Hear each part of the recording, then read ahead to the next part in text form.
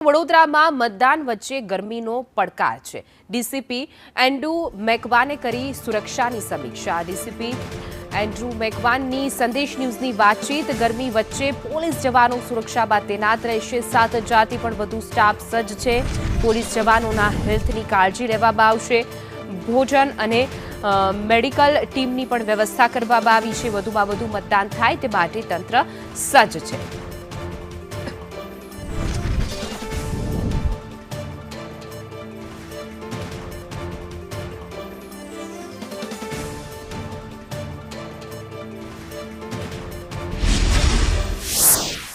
Police વિભાગ સજ્જ છે અને ગરમી એક પડકાર છે, તેની વચ્ચે પોલીસ જવાનો સુરક્ષા માટે તૈનાત રહેવાના છે। ત્યારે ડીસીપી એન્ડ્રુ મેકવાન આપણી સાથે છે।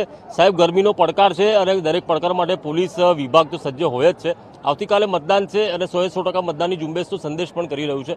શું કહેશો આ તૈયારીઓમાં? વડોદરા શહેર પોલીસ દ્વારા આવતીકાલે જ્યારે સ્થાનિક સ્વરાજ્યની ચૂંટણીનું મતદાન છે ત્યારે આ મતદાન માટે માનનીય પોલીસ કમિશનર સાહેબશ્રી અને સંયુક્ત પોલીસ કમિશનર સાહેબશ્રીની આગેવાની અને એમના માર્ગદર્શન હેઠળ સંપૂર્ણ તૈયારી વડોદરા શહેર પોલીસ દ્વારા કરવામાં આવી છે। જેમાં આજરોજ ડિસ્પેચિંગ સેન્ટર ઉપર જે જુદી જુદી જગ્યાએ અહીંયાથી મતપેટીઓને એનું મટીરિયલને તમામ સ્ટાફ રવાના થશે એના ત્યાં આગળ બંદોબસ્ત રાખવામાં આવ્યો છે। પ્રોપર અહીંયાથી આપણે વ્યવસ્થિત રીતે તમામ પોલિંગ મટીરિયલ મતદાન મથક સુધી પહોંચે અને મતદાન મથક ઉપર પણ તમામ પોલીસનું ડિપ્લોયમેન્ટ રહેશે। ત્યારબાદ આસપાસનો જે એરિયા છે એ એરિયામાં સેક્ટર રૂટ ઉપર પોલીસનું ડિપ્લોયમેન્ટ રહેશે। આવતીકાલનું જે મતદાન છે એના માટે વડોદરા શહેર પોલીસ દ્વારા સંપૂર્ણ તૈયારી કરવામાં આવી છે, જેથી કરીને શાંતિપૂર્ણ મતદાન થાય। પોલીસ જવાનો માટે કોઈ ખાસ વ્યવસ્થા ગરમીને લઈને?